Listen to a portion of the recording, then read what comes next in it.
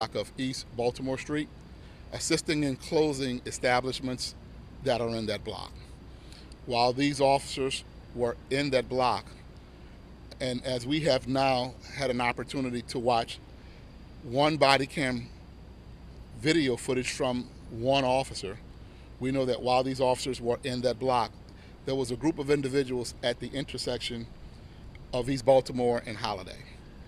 There appeared to have been an altercation that was escalating from a verbal altercation to a physical altercation, and the officer observed the escalation and proceeded to walk towards this group of individuals who are at the intersection of Holiday and East Baltimore.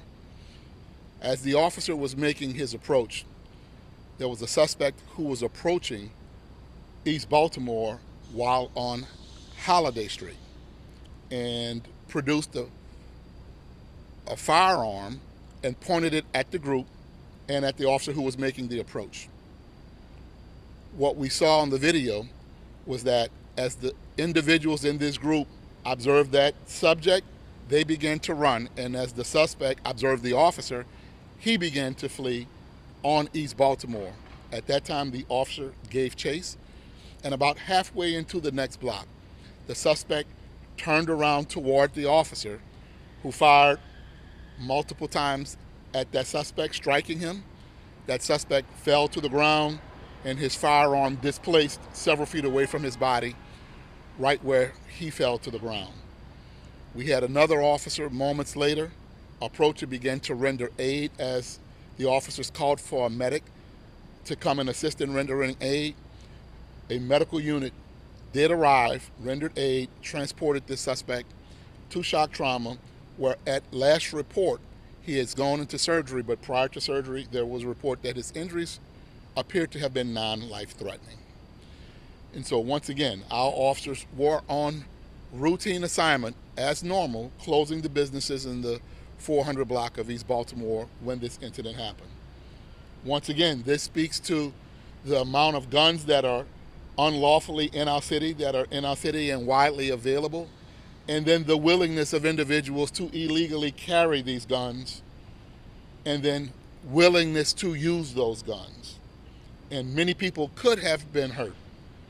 And so all of us have had an opportunity to watch this video, which means that our critical incident video release policy is now enacted as of this moment. This qualifies as a police-involved shooting, therefore is under investigation by the Special Investigation Response Team, which is housed in our Public Integrity Bureau led by Deputy Commissioner Nato. And the officer at this time has no injuries, and there are no injuries to any other officers. And once again, the suspect at last report was in surgery, but injuries were non-life threatening.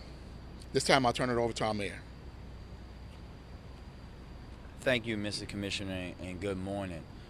First, I'd like to say that my thoughts and prayers are with families of everyone impacted. I am grateful that no one was critically injured here tonight, but I want to be very clear. In no circumstance is it okay for a grown man to point a gun at a group of people, let alone a group of women. This could have been, and I'm very thankful to the work of our police officers, this could have been a shooting of multiple people by someone who wanted to resolve a conflict in their way of pulling out a gun.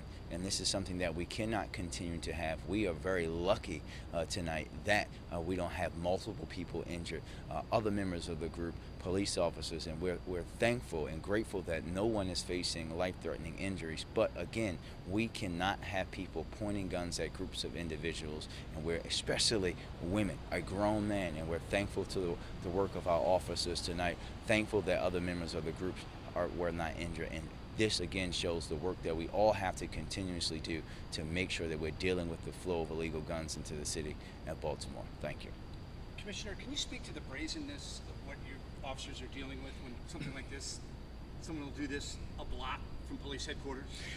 You're absolutely right. This is an absolute brazen act of violence. To do it not only with a crowd of people, as the mayor just stated, that could have been shot and or killed, but right there in the presence of police officers who were not just standing there in uniform, but they had marked cars in the area as well. And so this speaks to, number one, the prevalence of guns and the willingness to use them, and the lack of fear for consequences for their actions. But we will prove right now that there are consequences, because now this suspect who has been shot will face consequences for his actions, not just for carrying an illegal gun, but for pointing that gun at people who could have been shot and killed. And so, yes, it's a very, very brazen act, but it shows the disregard for human life, the lack of respect for authority, the lack of respect for following rules and regulations and laws.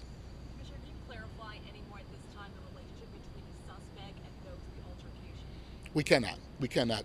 What we know right now is that there was a verbal altercation that was quickly escalating to a physical altercation. Then the officer was looking directly at it and did exactly what he was supposed to do.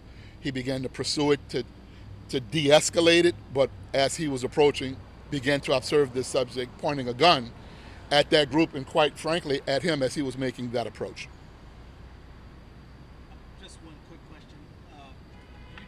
You guys determined that the gun was illegal, that it was not a legal weapon? Well, we have not determined that the gun was not stolen or not an illegal carrying as of yet. What I was speaking to was the prevalence of guns and the prevalence of people willing to carry illegal guns in our city.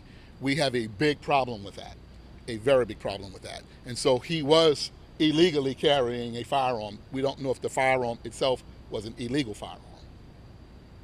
Any other questions? Commissioner, while we have you, this is our second Isabel shooting this week. Do you have any updates on the one that happened on Monday, or where that's at? I do not. It's still under investigation by our Special Investigation and Response Team. It's an open and active investigation. At this point, there are no updates. All right? No word if there was mental health professionals there, experts before that shooting back when the assaults were on Tuesday? I think we put that out already, but there's no further updates. All right. What's the status of this current investigation going on right now? What's happening right now? So right now, it's turned over to our Special Investigation Response Team under the Public Integrity Bureau, classified as a police-involved shooting. All right? Thank you all. Good morning.